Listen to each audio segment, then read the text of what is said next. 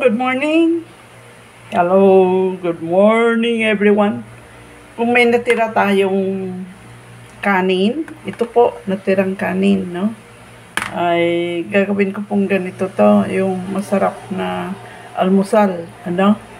So, hindi pwedeng masayang ang ating mga pagkain. Ay ang natirang kanin, ganito ang gagawin ko. So, ilipat ko muna dito.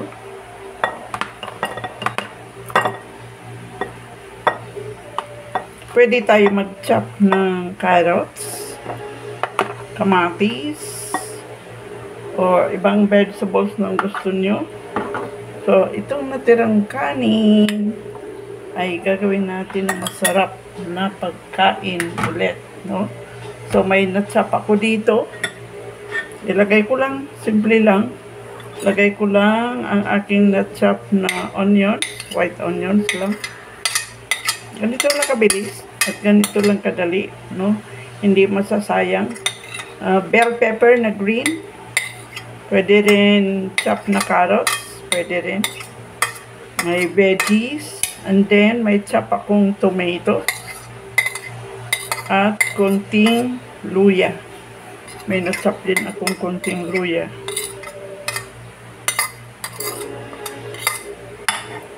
Buburan ko lang ng konting asin, konti lang para hindi tayo ma-high blood. Yan. Konting-konti lang. Tapos, pwede ka maglagay ng pepper or ito ay optional lang naman. Kung gusto mo lagyan ng konting pepper, konti lang. Hindi naman ako mahilig sa mga spice na ito. And then, mix. At maglagay ako ng konting grated cheese.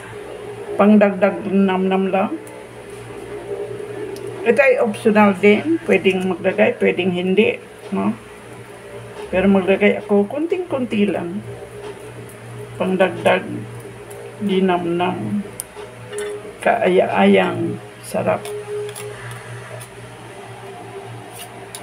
Okay, mix natin. Mix lang natin lahat ng ingredients para hindi masayang ating mga leftover rice.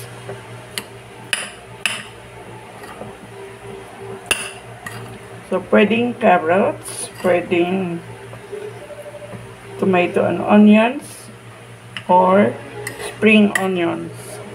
Mix well para ma-integrate yung ating konting salt and cheese. Ayan, well mixed na po. Maglagay lang ako ng kunting olive oil sa aking kamay para hindi lang po dumikit. At magawa tayo ng bola-bola. Maliliit lang. Good for one bite, no? Ay pwede na. Ayan. Yan na ang ating bola-bola.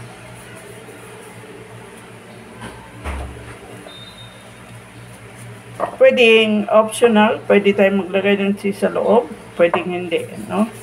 So, mga one bite, cute ang ating bola-bola. May rice ka na, may veggie ka pa. Optional po, pwede kayo maglagay dito ng halimbawa ay tuna or halimbawa na-chop na hotdog or sweet ham, or kung gusto ninyong maglagay ng konting giniling. So, optional lang po yun. May rice ka na, may ulam pa, may veggie pa. Ganyan po ang gawin sa mga leftover na rice. Ayan, ito na yung ating mini balls, rice balls, no? Maganda po ito pag halimbawa dalhin nyo sa mag-picnic, mag-outing with the kids, no? Interesting, very easy. At saka hindi natin pwede itapon ng rice pag mayroon tayong mga leftover, ay pasarapin palalo natin. Okay, after this ay gagawin natin na mini balls na masarap. Ayan, in itself, pwede na po itong kainin. Pero, kung gusto po ninyo na mas masarap at malutong sa labas, ay pwede po tayo maglagay ng konting mantika or olive oil or any oil for that matter. Okay? Kunting-kunti lang just to make it lightly brown. Okay? Para lang may kulay, kaaya-aya, at ilagay ko po dito sa aking breadcrumbs. So, pag mainit na, ipa-brown-brown lang natin, kaaya-aya sa mga kids. Pero pwede na rin po itong kainin. So, dito ilagay natin. Just to make it lightly brown. Magiging attractive sa mga little kids. So, optional lang po yun. Pwede namang kainin na agad. Or pwede nating lightly brown dito sa ating olive oil.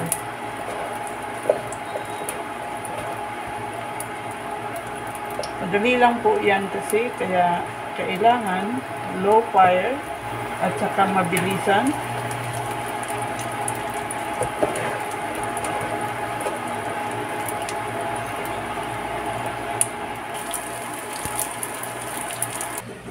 Wow! At ito na po yung ating amazing rice balls.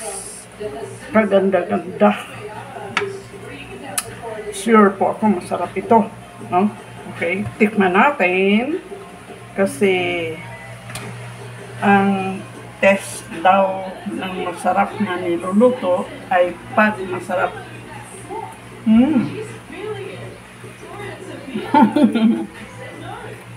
Crispy. Masarap. Sa panga.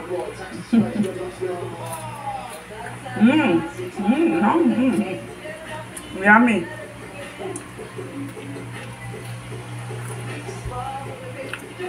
Sarap po. Try nyo. May veggie ka na. May kanin ka pa. May ulam ka pa.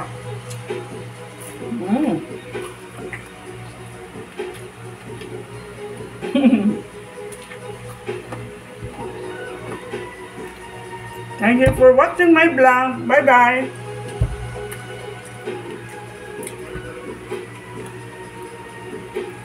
Merienda. Pwedeng merienda. Pwedeng parang finger food lang. Sarap. Pwede pag picnic. Pwede sa mga kids. O pwede kang maglagay ng kahit anong gusto mo dito.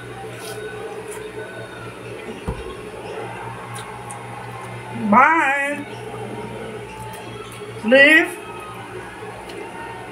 watch, like, and subscribe my YouTube channel dito sa kusina ng senior citizen na mahilig mag-experiment. God bless us all. Bye-bye!